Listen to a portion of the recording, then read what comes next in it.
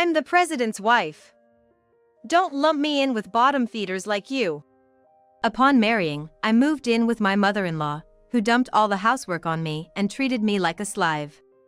I had a bad feeling the first time we met to announce the marriage. She clearly doted on her son, and she didn't seem too fond of me. However, as soon as she learned we needed to move near my husband's hometown for his job transfer, she became very friendly and kind. She then started suggesting that we live with her at my husband's family home. She talked about supporting me and keeping a reasonable distance while adjusting our lives together. I appreciated her approach, and considering there was no rent to pay, I agreed to move in. But as soon as we started living together, she began looking down on me. She only harassed and bullied me when it was just the two of us. In front of my father-in-law and husband, she was the perfect wife and mother, never breaking that facade. It was hell from the moment they left for work. I was yelled at and berated daily, and it almost broke me. Feeling near my limit, I decided to consult someone. As a result, things started moving quickly. My father-in-law came home pale-faced and told my mother-in-law the company might go bankrupt. In the midst of her panic, he managed to say, "What have you done?" "I am Hannah, a 29-year-old housewife. I work from home while living with my in-laws, having moved into this environment upon marriage. Originally, I had a bustling career. After graduating from college, I joined a company as a new employee and led a fulfilling life, gaining knowledge and experience while busy with work. I met my husband, Ken, at work. Although we were the same age and started the same year, we worked for a large trading company with different initial assignments, so we didn't recognize each other at first. However, a few years after joining the company, we ended up working on the same project, and that's when we started working together as colleagues for the first time. Ken was an excellent salesperson. His friendly smile and lively way of speaking were strong assets in sales, but more than anything, people bought into his personality. As we worked together, we became friends and started going out for meals and drinks after work. Ken was someone who enjoyed eating, drinking, laughing, and could engage in both fun and serious conversations. As we spent time together, we were drawn to each other, and when Ken suggested, "Let's be a couple," we started dating and soon moved in together. We were both busy, so living together didn't always mean having the same daily routine. But coming home to the same house, sharing everyday life, and supporting each other made our time together enjoyable. Because we were busy, living together seemed crucial. If we had been living separately, we might have drifted apart or forced ourselves to spend time together, which could have ruined things. So, when Ken got a job transfer and proposed, I felt I had no choice but to go with him. He was sent to establish a new branch for business expansion, along with other top talents. The distance to the headquarters was a bullet train ride away. It was uncertain whether he would return to the headquarters or rise up at the new branch. At that time, I was in the planning department at the headquarters, and there was no chance of transferring to the new branch, even if I wanted to. That's probably why Ken proposed at that time, saying, "Even if Hannah continues to work at the headquarters, I want to make sure there's a place for her." He probably felt that if we went into a long-distance relationship, it might end in a breakup. So, he thought we should at least get married to solidify our bond, suspecting that our relationship couldn't survive the physical distance. So I accepted his proposal and decided to follow Ken. I honestly struggled with the idea of giving up my current career. Yet, I've always believed that no experience goes to waste, so I was able to take a positive view of jumping into a new environment and situation. Fortunately, people at the company who were aware of my situation helped out, and they arranged for me to work from home for a subsidiary early on. I was able to schedule the handover of my work with plenty of time, and it seemed like there would be no major issues on the work front. Ken and I also needed to move forward with our marriage plans. We had to notify both sets of parents and decide on a new home, complete the marriage registration, and handle all the associated paperwork. We had to manage all this during the weekends. My parents' house is about an hour away by train from where I live now, and I went to notify them of our marriage decision quite soon. My parents are still active in their careers and tend not to interfere in their children's lives, including mine. They have always told us to take responsibility for your own life and live happily. I know they would help out in a real crisis, but usually, they don't expect much from me and we hardly communicate unless necessary. It might seem like a hands-off relationship, but it works for us. So, when Ken and I went to announce our marriage, after some formal conversation, it just turned into a normal dinner and ended in a pleasant atmosphere. By the way, we don't want a wedding ceremony. I have no longing for a bridal gown, and the thought of squeezing in preparations among our busy schedules makes me feel dreary. Most guests would likely be colleagues anyway, so we figured we might as well not bother with a ceremony. I told my parents this and they said, "Do as you wish," which was a relief. However, since there won't be a wedding, we'll have to find another time to arrange a meeting between Ken's parents and mine. That's because Ken's family is a bit far. Almost closer to his transfer location. That's also part of why Ken was chosen for the new team. His hometown is nearby. Ken's dad runs a business, and my parents are also working. With all our work, various tasks, and limited time, we thought it best to arrange a meetup after things settle down. For now, I have successfully reported to my parents. Next up is Ken's side. We decided to take an early train on a weekend day and visit Ken's family. Once the greetings were done, we planned to look around the area where the new branch was being set up and then return home the same day. We decided to focus on house hunting some other time when we could really dedicate the necessary time to it. Led by Ken, we reached a large single-family home. I felt a deep sense of nostalgia thinking this was where Ken had grown up, but I was still a bit nervous. Welcome home, Ken. Come in, please make yourselves comfortable. Ken's parents greeted us at the door. His mother was visibly thrilled to have Ken back home. As an only child, he must have been very cherished. His father struck me as a businessman. He dresses casually, but his posture is straight and commanding. His gentle smile softens his demeanor, but he must be a formidable figure in his work. Once again, this is Hannah. Nice to meet you. Thank you for taking the time to meet us today. We entered the house and sat down at the dining table. Ken introduced me, discussing our upcoming marriage registration and the preparations we were currently making. The conversation primarily flowed from his father. His mother sat beside him, hardly moving or changing her expression. Which from her earlier behavior, suggested she might not be thrilled about her son bringing home a partner. I've heard some mothers feel like they're losing their son. Honestly, it left me a bit uneasy.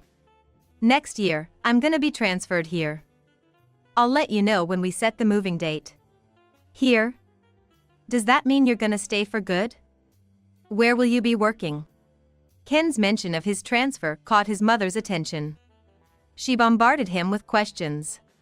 It must have been happy news for her.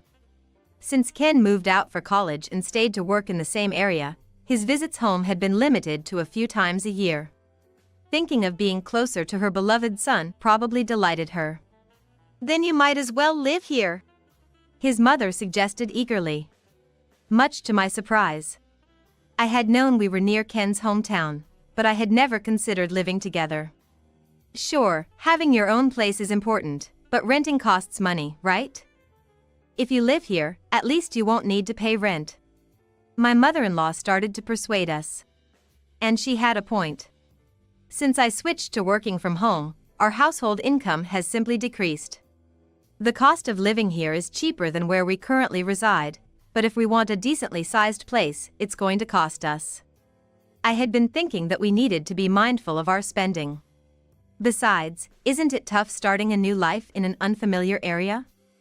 Hannah, you have work even though it's from home, right? I can help with that too. I was internally shocked when she suddenly called me Hannah. I thought she wouldn't even make eye contact just a moment ago. You might not be keen on living with your in-laws, but fortunately, there's extra room here, and the house is reasonably spacious, so I think we can keep an appropriate distance.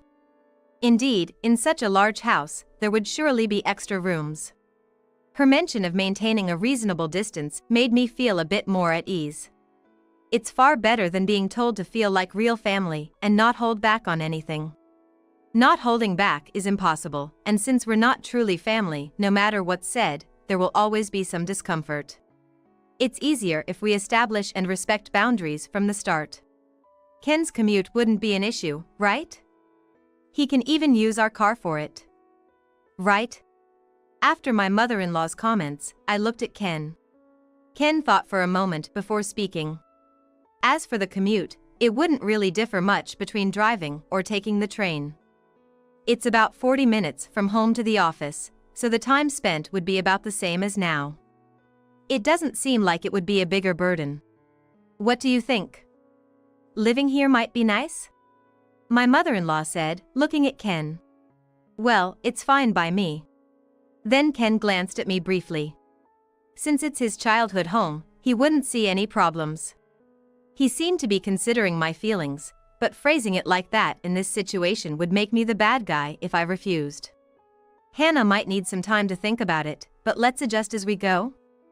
You're not moving in right away anyway, and we need to get things sorted. If you have any requests, just let Ken know, okay? My mother-in-law said with a smile. Indeed, you never know how you'll feel until you start living somewhere. We haven't decided to live here forever, and we might move back to the main office at some point. If it gets tough, we could probably find a reason to live separately. So, I'll take you up on that offer. That's great. I'm looking forward to it. And with that, it was decided that we would live at Ken's parents' home. If I could turn back time, I would strongly advise myself against it. Hey.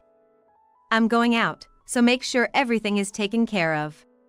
Today, as usual, my mother-in-law was going out with her friends. I watched her leave hysterically as I do family's laundry. She had initially talked about maintaining a reasonable distance when we first met, but living together turned out to be completely different.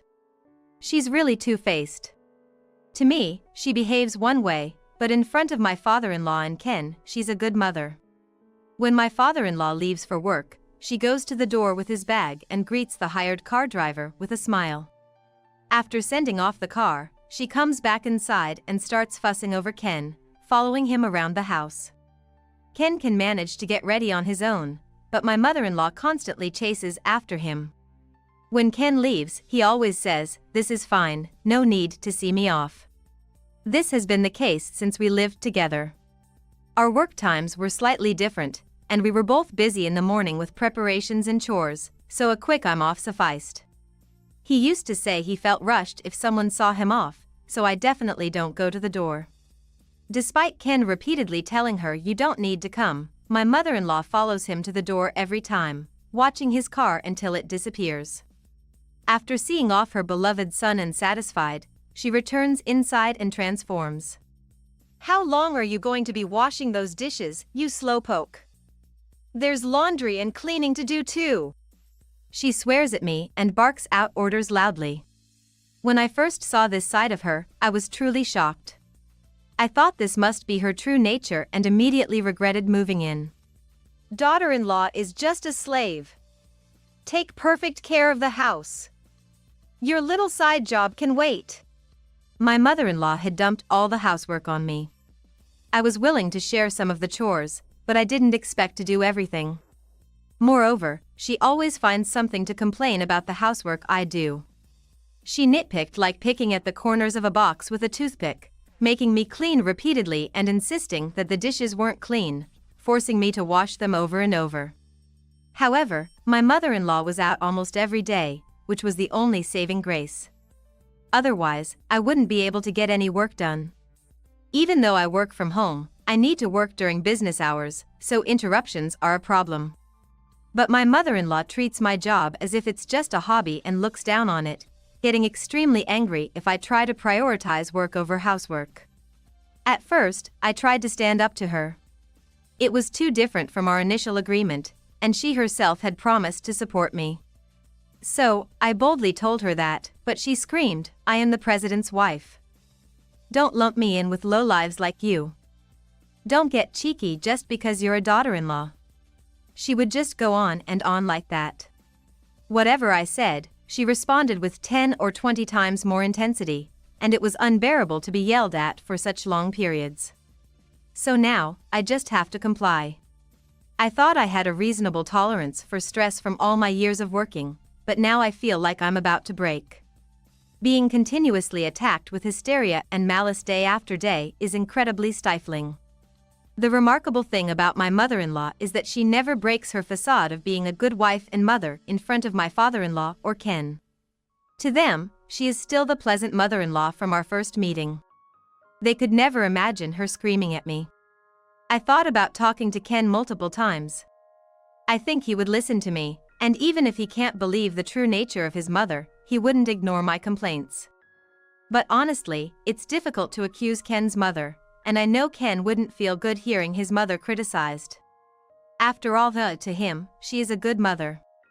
Even if Ken talked to his mother about stopping the harassment, I can hardly believe she would actually calm down. She might act subdued in front of Ken, but who knows what would happen when it's just the two of us. I fear it might escalate even further. Even if I decide to move out, I need time to prepare, and during that period, I have no choice but to stay here. If I decide to leave this house with Ken, I'll definitely be seen as the villain. Who knows what she might do? But I'm reaching my limit. If this continues, I might truly break down. After a lot of thought, I decided to rely on someone. One evening, my father-in-law came home and immediately held his head in his hands. "What's wrong, honey? The company might go under." "What? What do you mean?" While I was preparing dinner, my father-in-law and mother-in-law were having this conversation. Ken, who had just gotten home, sensed something was off and listened intently to his father's words. "A major client just canceled their contract with us. Our company pretty much revolved around that deal, so now, why all of a sudden? Can't something be done?" My mother-in-law clung to my father-in-law as she asked. The sales rep kept being late, and there were ongoing issues with the contracts. I had warned him several times, but it seems nothing was fixed. All that just for this? That's terrible. Which company is it? My father-in-law answered her question. Hearing the company name, Ken froze, looked at me, and said, "That's Hannah's grandfather's company, isn't it?" For a moment, it was as if time stood still in the house. Both my father-in-law and mother-in-law turned their gaze towards me. Then, in the next instant, my mother-in-law charged at me. "You! What have you done to our company? Getting ahead of yourself, you slave! Wait, Mom!" My mother-in-law grabbed my shoulder and continued to curse at me as usual. It was probably the first time Ken had seen her like this. He tried to stop her, visibly shaken. I was just being honest about what life is like here when my grandfather asked. I responded. That was the truth. "This damn daughter-in-law!" My mother-in-law raised her hand. I braced myself, thinking if she was going to hit me, let her. "Mom! Stop it!" Ken grabbed his mother's arm to stop her, while his father ran over with a loud voice to intervene. Then, his father, with eyes wide open and staring intently at his wife, muttered, "So, it was you." Apparently not understanding the meaning of those words, my mother-in-law just looked at him silently. "What have you done?" he said, his face twisting as if he was in pain. My mother-in-law, still not quite grasping the situation, looked confused and asked him back. "What? What do you mean?" The chairman told me that a person who cannot see his own wife's true nature cannot possibly train his employees properly. I remembered he had said that. Recalling the conversation with my grandfather from yesterday. "It's been a while, Grandpa. How are you doing, Hannah?" Yesterday, I had a video call with my maternal grandfather on a tablet. We hadn't been able to meet before I moved here, so we had a remote lunch during the break, eating while we talked. My grandfather, who built his company from scratch and still supports it as the chairman in his 70s. He has been busy, and our timings had not aligned for a while. "Congratulations on your wedding. I wish I could have seen you in your bridal dress." "Sorry, I'm not really interested in having a wedding. You'll come back here sometimes, right? Let's go out to eat with your husband then. Yeah, I'll let you know when. So, how are things? Are you okay there? My grandfather asked this question knowing there were business between his company and my father-in-law's. When I called to inform him of my marriage, it became clear. He found out where Ken was from, his last name, and that his father owned a company. He had mentioned before, their sales team is a bit off. Because of this, my grandfather had told me. Keep my company, or rather my relationship with Hannah, a secret from the other parent. They won't notice if you keep quiet because our last names are different. As far as I'm concerned, I'm a little uneasy about trusting the other side. If it's just a matter of getting over it, that's fine, but if something happens to you, go talk to Grandpa right away. Whether you call it grandfather's intuition or something else, it turns out he was right. I had mentioned my grandfather's company to Ken, but I never told him about the connection with his father's company. Ken stayed out of his parents' business affairs, so he probably didn't know. Fortunately for me. Grandpa, actually. And so, I told my grandfather everything about my life here. As expected, or rather, more than I imagined, my grandfather was quietly furious. It all makes sense now. A fool who can't see his wife's true nature couldn't possibly be attentive enough to train his employees properly, which means I can't trust the company as a whole. That was the first time I heard about the mismanagement by the sales staff at my father-in-law's company. A habitual latecomer, he would arrive late, laughing it off and apologizing, without any real understanding of his position. Yes, there were also deficiencies in the contract, and it seemed that we continued to refuse when they tried to proceed with the contract as is. Despite complaints and requests to change the sales representative, a manager from my father-in-law's company would call to apologize, claiming they were short-staffed and nothing would change. Having seen Ken as a salesman, and compared to other salespeople I've dealt with, it was unbelievable.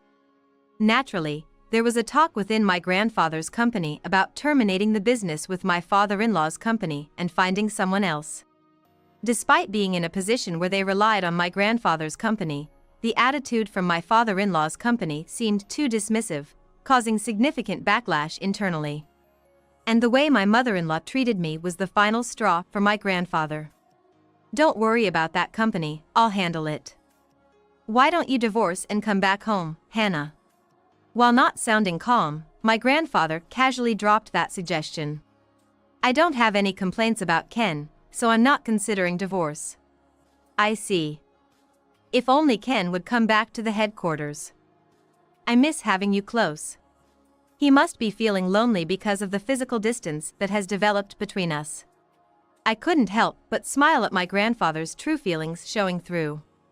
My maternal grandfather was a busy man, but he often made time for my school events and milestones. He would even leave work during the weekdays to be there. It's unusual for a man of his generation to do so. I was very much aware of how much he doted on me. Sorry for worrying you, Grandpa. It's embarrassing that at my age, all I can do is rely on others. I'm glad you told me.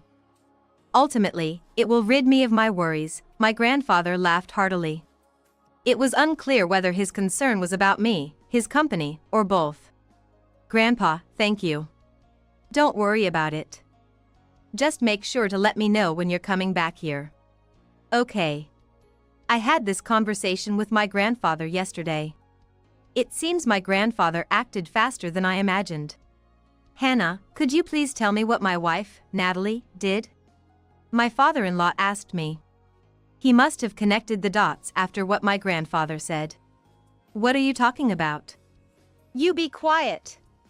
Or would you prefer to explain it yourself?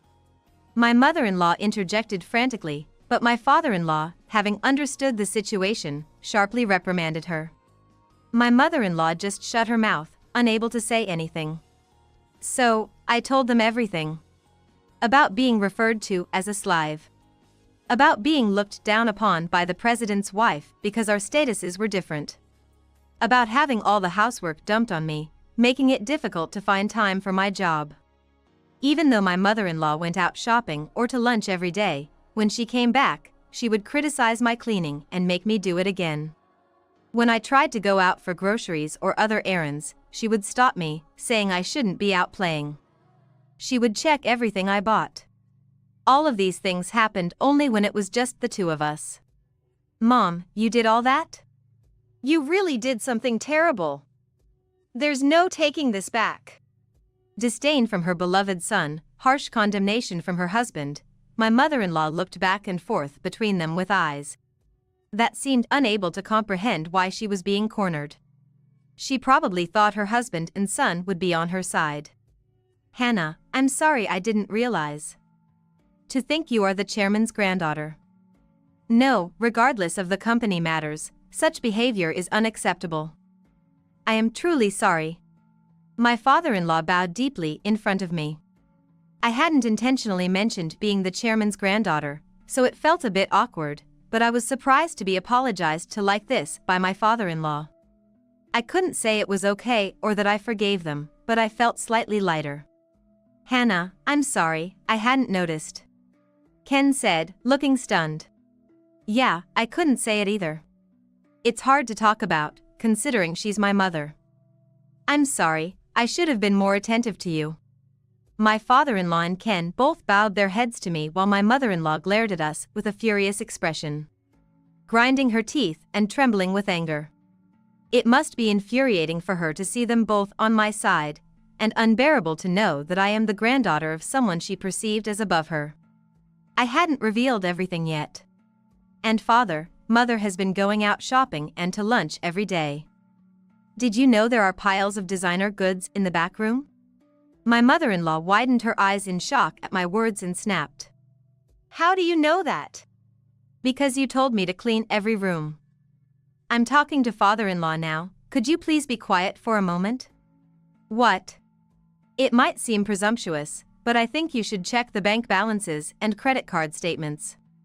Hearing this, my father-in-law turned on his heel to face my mother-in-law. Natalie, bring the passbook and the family credit card. He called her in a low voice, a tone I had never heard him use before. Why? To check. But I haven't updated the passbook much and, well, just bring them. Can we do this later? Ken must be hungry. Bring the passbook and the card now.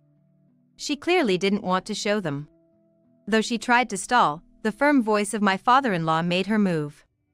She left the dining room and returned with heavy steps, handing over the passbook and credit cards to my father-in-law.